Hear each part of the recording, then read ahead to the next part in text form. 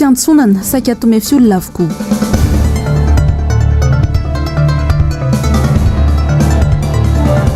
lozana namarika ny taona 2024 ny ahitana any atsimo sy ny covid-19 ho ny BNGRC.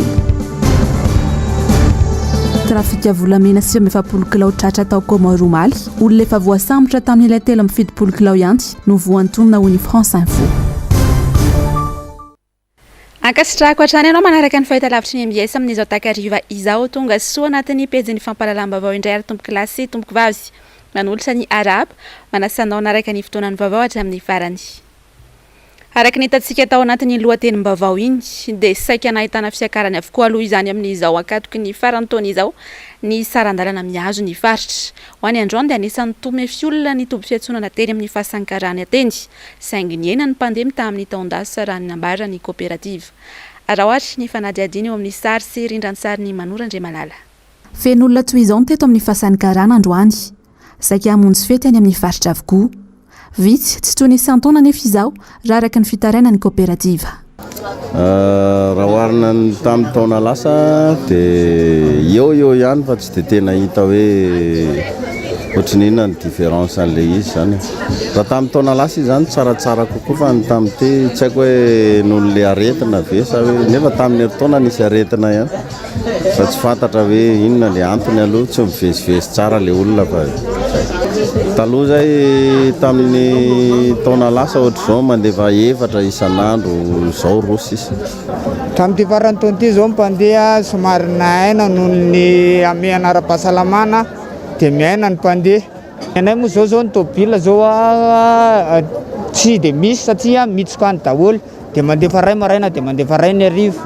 Efa raha ohatra hoe betsaka ny tôbila dia malasa 3 na 2 hariva dia 2 maraina. Raha amin'ny tamin'ny 2020 izy aloha maivamaivana kokoa dia ilay tôbila koa zany vitsivitsy ny miasa vitsivitsy ny asa tamin'ity noho ny dia izay ny tsy fantatra any ambany zany tsy dia misy olona fa aty ambony mba misy kely. Samy nametraka ny sarandalany kosa ny kooperativa sy ny mpitatitra tety. Ao ny nampiakatra ny sarandalana hatramin'ny 5,000 ariary. Nisy kosa ny mitazona tranty ny sarandalana teo aloha. 4,4 ariary ny mihazo amin'ny Fianaratsoa, 4 ariary kosa ny mihazo amin'ny Morondava. Niakatra 5,4 ariary kosa ny makany Fandriana, raha 2 ariary izany talohan'ny fety. Raha ho anay aloha ny sarandalana izay tsy afaka nampiakatra fa dia nitazominay amin'ny ihany aloha. Izay ilay prix napetraka amin'ny fanjakana ihany no laisinay hoe 200,000 ny frais Morondava dia izay foana. Ny fiakaran'ny frais moa ny problème ny avany ambany tsisy fa ny aty Antananarivo aty Andrenivohitra no misy dia miakatra kely ny frais fa tsy dia niakatra be araka ny tarifan'ny hitanareo io. Ohatran'ny anay Fandriana zao 2 alina io efa misoratra eo io dia ny anay lasa 5,2 alina amin'izao. Nanomboka tamin'ny latsinainy tapabolana. Ny antony mahatonga anazy nampiakarana an'ilay frais ny any Fandriana tsisy olona mihitsy dia miraha livida ny tômobila vany manavitra an'ilay olona aty Antananarivo. Izay nahatonga an'ilay izy niakatra kely ohatr'izay. Samihafa zany ny frais raha avy any Sakaty. Samihafa amin'ny frais ka. Le frais hito niraisina dito 2 alina aty amin'ny Fandriana aty ihany zao ny avany fa ny avy aty niakatra 5,2 alina fotsiny. Dia ny olona mirehantsaina be amin'ilay fiakaran'ilay frais nefa tsy afa-manoatra moa ny kooperativa fa izay moa ilay izy. Efa niverina ihany koa moa ny fanajana ny fepetra ara-pahasalamana ity toy ny fandraisana maripana sy ny anarana mialohan'ny fiangana. Tsy janona atra eo ny hetsika ny mpiaronizo ny mpanjifa fa itoy raha araka ny nambarany tamin'ny mpanao gazety androany. Fantatra fa hiditra amin'ny fifampiresahany eo amin'ny ankolafikery maro isan-karazany izy ireo. Asinandria Malala sy Tokatra Marla. Mitohatra ny hetsika ny mpiaronizo ny mpanjifa amin'izao fiakarany vidim-piainana eto Madagasikara izao. Fantatra fa taorian'ny hetsika izay sakana ny mpitandro filaminana tetsy amin'ny kianjany 12 Mey dia angataka fionana amin'ny ankolafikery maro samihafa eto Madagasikara indray ireo mpiaronizo ny mpanjifa. Iaona izahay amin'ireo hery velona rehetrarehetra eto amin'ny tanin'ny Repoblika Demokratika amin'ny Madagasikara. Anisan'izany ny filoham-pirenena Andriamatoa Andry Nirina Rajoelina. Iaona ihany koa izahay amin'ny foloan'ny mpanohatra Andriamatoa Marc Ravalomanana. Iaona ihany koa izahay amin'ireo groupe panorama zay tarity ny Andriamatoa Roland Ratsiraka ary ny zava-dehibe dia ny fiaonanay sy ny aonanay amin'ny FFKM. Inona moa ny anton'izay rehetrarehetra zay? Satria efa nyteny zay hoe tsy hoekenay izao fiakarana ny vidim-piainana izao ka miantraika any amin'ny mpanjifa malagasy. Vahaolana maharitra no dedavinay, vahaolana maharitra no ilainay. Anisany mba hanapiakarana an'izany atao hoe pouvoir d'achat any mpanjifa malagasy dia ny fanapiakarana ny karama na any amin'ny mpiasam-panjakana na ho an'ireo mpiasam-panjakana na ho an'ny sehatra tsy miankina mba ho isy sy ho velona ary tsy maty zany atao hoe classe moyenne eto amin'ny tany Repoblika Madagasikara. Tsy misy ary tsy manaiky ny ampidirana resaka politika amin'ny hetsika izay ataony moa ireto mpiarina izao mpanjifa ireto. Fantatra koa fa manasa tanana ny amin'ny mety ho toy izao fiakarana ny vidim-piainana izao izy ireo raha toa ka tsy misy mihitsy ny fandraisana andraikitry ny fanjakana raha ny fanazavana hatrany. Ny vaovaon'ny tranga amin'ny fiarahamonina dia nitrangana savorivory io marain'io teny amin'ny fokontany Andranomahery Ankorondrano. Lehibena fokontany iray no niarany herisetra nataona mpitandrona filaminana miisa 4 no niresaka ady tany. Ando Miaratina sy Mathieu Prince. Sivy-pokotany iray teny amin'ny fokontany Andranomahery Ankorondrano androany no niarany daroka sy ny vonina nataona mpitandro filaminana. Raha ny loharano vaovao dia resaka ady tany no antony fikasitanana. Olotokana iray mantsy no mikasa ibodon'ny tany izay mbola misy birao-pokotany teo aloha sy fanana-pokotany maromaro amin'izao fotoan'izao. Raha tonga anjery ny zava-nisy teny antoerana nefa nisy fokotany dia daroka sy vonina setra'ireo zandary azy izay nentin'io olon'io milaza ho tompon'ny tany. Nisy litizina karazana anankiray tany eto anaty amin'ny village DG dia nisy huissier de justice nanatitra taratasy tonga tany an-tranoko omaly tamin'ny 4 sasany. Ary rehefa tonga tao an-tranoko moa zareo tamin'ny 4 sasany raha ny lalàna ny grosy hoe voaray amin'ny tompo mbola misy 10 jours après afahana mamaly na ray volana afahana mamaly en grosy. Tonga maly tamin'ny 4 sasany moa zany ny grosy ny zareo dia miraisiko ara-dalàna.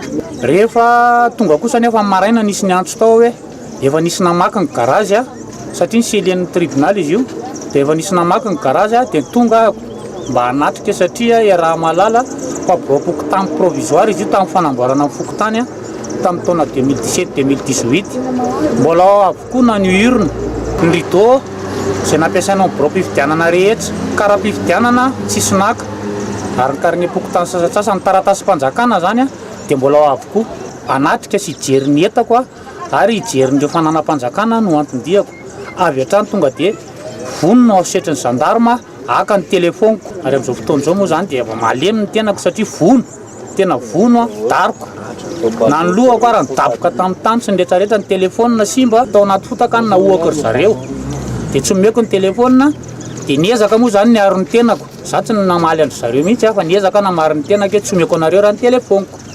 Milaza ny tsainaika mora izao fikasitanana izao moa ireo mponina ao anatin'ny ity fokotany ity satria tsy rariny loatra ny zava-misy hoy izy ireo. Fa zay efa mahita foana amin'ny gazety reny gendarme mikasitanan'olona reny le teria mahazo zao ny gendarme mikasitanana olona resaka koa migadrainy tany tsy azo atao mikasitanana olona tsy hainay zay resaka momba na resaka tany zareo any fa tsy mety kosa ny fikasitanana.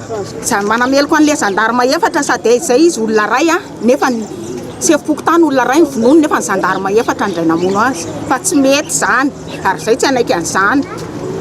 Ahoana izy ny vonona fotsiny dia raha maty teo zany izy dia ahoana dia matimaty momoka fotsiny satria miady amin'ny mpanambola manambola izy dia miady amin'ny mpanambola tsy mety zany tsy manaiky an'izany izay vahoaka eto. Ny zavatra an'izy aloha zany tonga i président hoe andeha hijery an'le fivoahana atao le fivoahan'le eto dia tonga zany dia le gendarme anankiroa reny no nandaka anazy teo dia nijerena tamin'ny tany teo izy moa dia zany isan'ny nampitrangana anazy teo ny frotiny. Ny Azambara manjaka ny tsindry sy ny raha matahora ataon'ny mpanambola amin'ny madinika amin'izao fotoan'izao. Ny mahagaga aza dia ny mpitandro filaminana tokony hiaro ny vahoaka sy ny fanana indray no midaroka sy manao fietsika tsy maintsika tahaka izao. Ny trangana sakoroka voamarana ihany koa teny Ambatomaro androany. Toeratany vahiny iray tompona andraikitra eo anivon'ny orinasa mpanao fitafiana iray no nietraketraka sy nanimba zavatr'olona teny an-toerana. Tezitra vokatra izany fisesika izany ny mponina satria tsy vao izao fa efa mpanao izany ity teratany vahiny ity. Maro ny olona efa voaetraketraka ilay teratany vahiny. Efa tezitra tanteraka araka izany ny fokon'olona vokatra izany ary saika tonga tamin'ny fitsaram-bahoaka raha tsy nisy ny mpitandro ny filaminana sy ny tompona andraikitry ny fokotany. Niezaka nandamina ny mponina. Nentina ny azon'ny komisaria fobe ilay vahiny taorin'izay. Nanatanteraka valandresaka ho an'ny mpanao gazety androany teny amin'ny FUB teny Antanimora ny Bureau National de Gestion des Risques et des Catastrophes na ny BNGAC. Nanao tatitra makasika indrindra ny lozan'ny tranga teto Madagasikara nandritra ity taona 2024 ity. Sary sy rindran-tsary Manora Andriamalala. Zavatra roa no anisan'ny nanamarika ny taona 2024 makasika ny lozan'izy teto Madagasikara raha araka ny tatrana avoakan'ny BNGAC androany. Dia ny ahitany sy ny tsy fanjarian-tsakafo tany Atsimo ary ny Covid-19. Anisan'ny niakatra be ny tany olona tratry ny anoanana tany Atsimo tamin'ity taona ity, mitahany tamin'ny taona teo aloha. Izay vokatry ny fiovaovan'ny toetrandro ka niteraka na dia efa nisy antaonany maro aza ny tsy fanjarian-tsakafo sy ny anoanana tany Atsimo dia vao maika ny amafy zany tamin'ity taona ity no zany vokatry n'izany atao hoe dérèglement climatique na changement climatique na fiovaovan'ny toetrandro.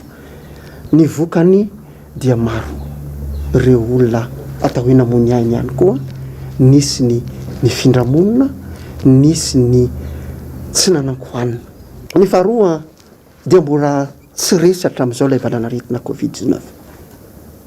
Raha azo lazaina fa afaka mirehirehana eto Madagasikara na izany na tsy izany anefa rahantsika mahafantatra ny zavatra misy maneran-tany ary tsy afa-miala amin'izany eto Madagasikara. Mety hisy fiantraikany amin'ny ara-ekonomika izany zavatra izany satria manidy ny sisy tany misy azy daholo ny ankabeazan'ireo firenena matanjaka sy ireo firenena izay mifanerasera amintsika. Nanaovan'ny BNGRC antsoavy ihany koa ny mponina mipetraka eny ampamarinana amin'izao vaninandro mahabe ny rotsakoran'izao. Dia hitantsika fa tato ato dia sesisesy ny orana. Eto dia mbola manamafy ny tenako. Manamafy ny BNGRC. Saola hifanometsiny raitsika. Miala rehefa voafaritra ianao nametrahana saina mena teny amin'ny toerana misy ianao dia miala eo amin'ilay toerana izay misy ianao. Satria tandindonindonza io toerana misy anao io. Tsy enam-pamarinana ihany fa betsaka manerana ny eto Andrenivohitra, ny eto amin'ny faritra Antananarivo sy ny manodidina no nametrahana izany sainamena zany. Ka aoka antsika mba hanaraka ny toromarika sy ny torolalana satria raha ihany ny aina. Raha araka ny tatrana avoakan'ny UNICEF sy ny PAM ny volana Jolay lasa teo, mahery ny iray faingo 4 tapitrisa ny olona hiarana sy fanjarian-tsakafo any Atsimo amin'izao. Ka ny 5 etsy amin'ireo dia zaza avokoa, raha ny iray alina sy 1 etsy amin'ireo dia tratrany sy fanjarian-tsakafo mahery vaika. Aina ho tapaka tanteraka ny lalam-pirenena fahatelo ainy ampasikely amparafaravola raha mbola mitony rotsakorana mijaly ary mitondra faisana tanteraka ny mpampiasan'ny lalana RN3 vokatry ny fiakaran'ny rano. Tafisiakatra arivo ariary ny fampitana olona raha babena ary 2 arivo ariary kosa raha miampita amin'ny moto sy manosika fiara. Iray ataon'ireo andian-jatovo. Efa antitra ny tohadrano iray any an-toerana ka tsy mahatazona ny fandehanan'ny rano amin'ny tokony ho izy intsony. Mangany fotsiny ny fandavahan'ireo andian-jatovo sasany ny lalana mba ahafahan'izy ireo mahazo asa vaovao hohatrany ny fanazavana. Eo amin'izay vaovao tapatapan'izay hatrany dia taoriny aretin'omby izay namely ny faritra Ivakinankaratra ny volana Novambra lasa teo dia miverina any amin'ny satria dia hafahafa ny fisehon'ity aretina ity, mivalana ary lasa mahibe ilay omby izay lalovan'ny aretina. Ahitana fotsifotsy mibontsina ihany koa ambany lelany, somary misy itovizany amin'ny aretina matetipitranga ihany anefa ny fomba fisehony raha somary aingam-pifindra kokoa araka ny vaovao voaray hatrany. Tsabokasy hatrany aloha no ataony tantsahatra amin'izao kanefa tsy mahatody 4 andro akory dia maty ihany ny omby. tsy mbola nisy ny tompon'andraikitra tonga tany fotony nijery sy nanao fitiliana mahakasika ity trangana aretina ity raha ny ango Vaovao. Mitaraina ny mponina mba hijerena haingana ny zava-misy satria dia miala andripaka ny ombiny izy ireo. I Bruno Eric Saïda indray no hitantana ny Fédération Malagasy ny judo mandritra ny efa taona manaraka raha nitapaka nandritra ny fivoriam-be nataon'ny Fédération ny fiandohany herinandro lasa teo. Izy no mitana ny toeran'ny sekretera jeneral teo anivon'ny judo malagasy nanomboka ny taona 2024 ka hatramin'ny taona 2024 ity. Tsy vaovao amin'ny araka izany ny fitantanana eo anivon'ny Fédération. Ankoatra io dia nahazo olom-baovao ihany koa ny Fédération malagasy ny boxe française savate voafidy hitondra ity Fédération ity mandritra ny efa taona Halsan Nakolo Aimé. Izy indray araka izany no andimby any Rivo Ahmed izay nitondra ny Fédération ity teo aloha. Eo amin'ny vavaony maresaka iraisam-pirenena dia lasibatra ihany koa ny ankoamam-borona any Europa any amin'izao fotoana izao. Virus izay sokajina anatin'ny H5N1 ity mandripaka ny fiompiana ity ary mpifindra eo amin'ny biby isan'ny matanjaka indrindra tamin'ireo efa nisy hatr'izay izy ity hoy ny fanazavana mpitsabo biby avitra solondray be sy tahiriny aina. La grippe aviaire a fait son retour en Europe. Miverina ihany koa ny grippe-amborona na grippe aviaire ao Europa amin'izao fotoana izao. I Républicaine Tchèque aloha ny tena ahitana ny fahavoazana lehibe hatreto ankoatran'ny Frantsa sy Slovanie. Izy ireo ihany aloha ny firenena ahitana izany aretim-biby izany hatreto. 70 ireo toeram-piompiana na ahitana ny fiparitahan' ity grippe mahery vaika ity. Efa koa manodidina ny 100 tapitrisa ny matin'ity grippe ity ary nisy ihany koa ny vorona hafa misy 2 tapitrisa novonoana hisoroana ny fifindrany amin'ny vorona hafa. Maro ihany koa ireo toeram-piompiana no efa nandraisana fepetra ka naiboka nanomboka ny sabotsy lasa teo. Ho an'ny Frantsa izao araka ny vaovao hatrany dia efa misy 7 ireo toeram-piompiana any an-toerana niripaka ity grippe-amborona ity ny 9 Desambra lasa teo. Nanaovana famonoana faobe ihany koa ireo Kanadia manodidina ireo toeram-piompiana ireo. Tsy azo atao ihany koa ny mividy na mitondra akoho na vorona velona raha ny fepetra no raisina hatrany. Miahy ihany ho izany ireo mpiompy amin'ny tsy hahafehezana ity grippe mahery vaika ity. Nilaza manam-pahefana ny toerana fa tsy misy atahorana ny fihinanana ireo atodim-borona na henany na ihany koa ny atiny. Ny volana Novambra teo moa ireo mpitsabo biby no efa nandefa fanentanana amin'ny tsy handefasana ireo biby fiompy mivoaka ny tranony mba tsy hisy ny fifampikasoana amin'ireo biby mpifindra monina mivezivezy. Anisan'ny mbola mitana ny loha laharana amin'ny fiparitahana Covid-19 any koa amin'izao any Europa any indrindra ilay variant Omicron efa miditra anatin'ny andiany fahadimy araka izany izy ireo. Samy mitady hevitra amin'ny anamorana ny fisitrana sy ny fitiliana ny firenena tsirairay avy. Avitra solondray be sy tahiriny anatrany. Les records de contamination au Covid-19 se succèdent à travers l'Europe. Manjaka rehefa miparitaka izay tsy izy ny Covid-19 ao Europa ankehitriny. Ao Danemark izao dia efa mihoatra ny 9,1 mitondra ny tsimon-karety raha ny toerana raha anisan'ny voaka farany. Ity firenena ity izay tsy misy afa-tsy olona manodidina ny 9 tapitrisa izy araka izany ny firenena betsaka voa indrindra amin'izao fotoana izao. Eo anefa ny tahapahavotrihan'ny olona amin'ny fanaovana vaksiny izay mety tsy atahorana loatra amin'ny ety hahafozana ain'olona. Fa eo ihany koa Espagne izay ao atsimon'ity firenena ity tafiakatra hatramin'ny 2 hetsy ireo olona mitondra ny tsimon-karetina ao anatin'ny iray andro monja. Manoloan'izany dia feno olona milahatra ao amin'ny tanànan'i Madrid hanatanteraka fitiliana mba hanaovan'izy ireo fety ampilaminana sy tsy ampitaintainana miaraka amin'ny fianakaviana mandritra ity faran'ny taona ity. Misy amin'izy ireo no ahitana soritra aretina ka izao tonga milahatra eto izao mba hisitrahany maimaim-poana ny fitiliana satria nanano sarotra ny fanjifana ny fitiliana eny amin'ny farmasia ny fanazavana hatrany. Raha ho an'ny Frantsa manokana izao dia manodidina ny 7 alina sy 1 hetsy ny olona mitondra ny tsimon-karetina ao anatin'ny 420 ora. Hanamorana indrindra ny fanaovana fitiliana dia irositsy ely izy ireo amin'ny fanaparitahana ny fitiliana eny amin'ireo tranombarotra lehibe mba ho mora amin'ny vahoaka any an-toerana ny misitraka izany ary ho jifaina amin'ny vidiny mora kokoa. Encore un nouveau record dont le pays se serait...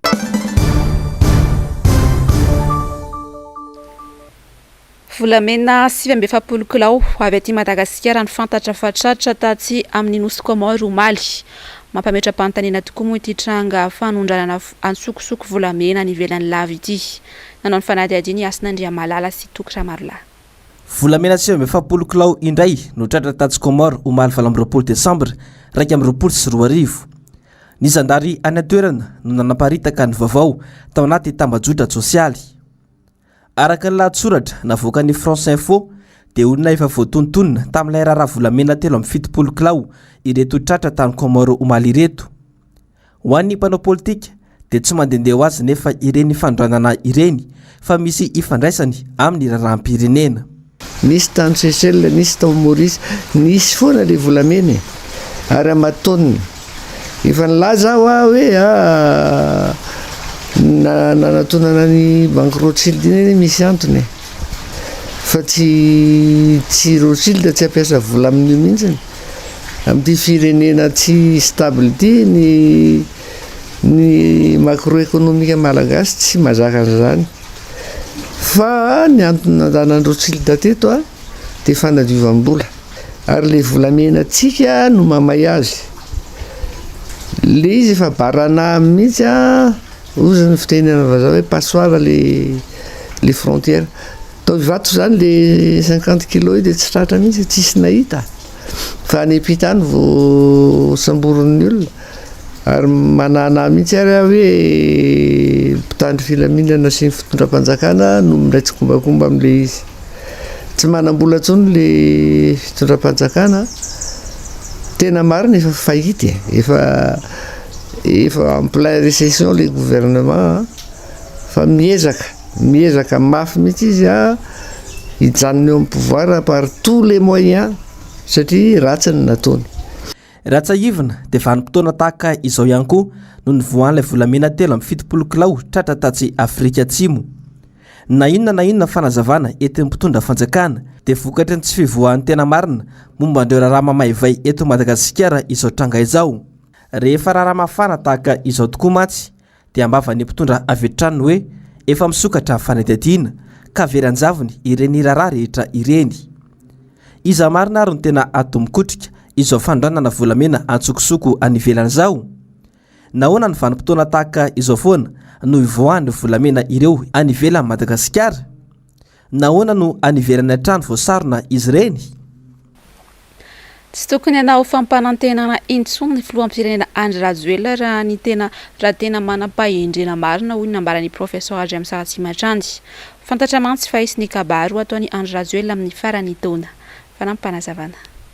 Raha endry izy raha mbola misy fahendrena kely fotsiny ao anatiny dia mety mangina manobonane fotsiny dia mangina fa tsisy zavatra teniteny foana ohatrany io ataony io nanovan'ny frantsay an'ireny eo zavatra fatany fa intenable le zavatra ampidiriny trosa le firenena zavatra tsy possible mihitsy fa tereny amin'ny zavatra ohatran'ireny dia vao maika kenda zany raha tsy takatry ny sainy akory zay nanovako hoe raha endry izy na misy fahendrena kely fotsiny sobosobona fahendrena kely ao anatiny dia mangina dia zay no mety fa tsy mikabary inona indray kabary teny amin'ny vahoaka hoe promesse d'ivrogne be dia be indray no alefa efa be dia be ny asa jamba zay tsy mahita fa miasa tsika nefa ianao mitsoaka any ampita rehefa avy eo. Anisan'ny vaovao nisongadina ho any androany ihany koa dia ny fampetsoana teny amin'ny cybercriminalité ny tobratsimandrava androany any Jean-Irina raha fanomezantsoa aiahina mahakasika raharaha Facebook no antony fampetsoana azy. Manamafy kosa nefa ny tena ny fanesolo mavambahoaka Rosy no ao ambadiky ny fitoriana azy. Sary Serindrantsary ny Manora Andre Malala. Tonga nambali ny fiantsoana azy tetỳ amin'ny cybercriminalité tetỳ amin'ny tobratsimandrava androany maraina i Jean-Irina raha fanomezantsoa antony tokana ny nampanantsoana azy aiahina mahakasika raharaha Facebook. Raha ho an'i Jean-Irina alako beka tsy tiako tare ataony solomavambahoaka Rosy aminy no antony izao fitoriana izao. Reo gendarme telo nanatitra fiantsoana dia nilaza fa ny député Rosy no anisany izay mitorena izay eo dia tiako miteny aloha fa zany dia alako bika tsy tiako taray satria ny tenako manokana dia tsy manao Facebook ary ny tenako tsy mpanao politika apetrako tsara zay za zany ny anjara fiainako dia tsotra kely hoe ny SMS ra SMS tia ny telefoniko fozahorana anandritra no azon lirina dia ty foana ny telefonako ny mazava be aloha dia mifatahorana hoe latsaka député ao amin'ny 4e satria manana ny maizy azy ao amin'ny 4e manana ny vondrona maro isan-karazany ary tanànako ny 4e arrondissement faharoa koa ny Casbia dia manana ny toerana misy azy satria misy ny projet exode urbain manao asa sosiny sisany reo toerana roa ny tetehany député roa silatsahana zany efa tonga dia mahitsy sady mazava raha za manokana efa ninina fa tsy en 2023 zay tsy handray anjara mihitsy ny fifidianana raha ny vaovao farany anisan'ny nanaovan'ny mpanao famotorana fanadihadiana azy ny mikasika ny kariera ny Soniadanana raha tamin'ity fotoana nahazahoana ny vaovao farany ity dia tsy mbola nisy resaka mihitsy aloha ny famotorana mikasika ny cybercriminalité tokony tamin'ny roratolakandro tsara ny manamarika fa efa nitorany Jean Irina tany Akazobe ihany koa ny solombavambahoaka Rosy raha ny fanambarany Jean Irina Trandy. Izay ny kôry manakatona amin'ny pejin'ny fampahalalam-baovao tamin'izao alina izao ankasitrahako no nanaraka izany hatramin'ny farany. Hoarahanao rehefa avy eo ny fandarana Global News tahaka ny mahazatra ny horonan-tsary hoarahantsika rehefa avy eo kosa dia mitondra ny lohateny hoe Cosmic Sin mametraka ny veloma mandra-pitafary ho amin'ny manaraka indray tompoko.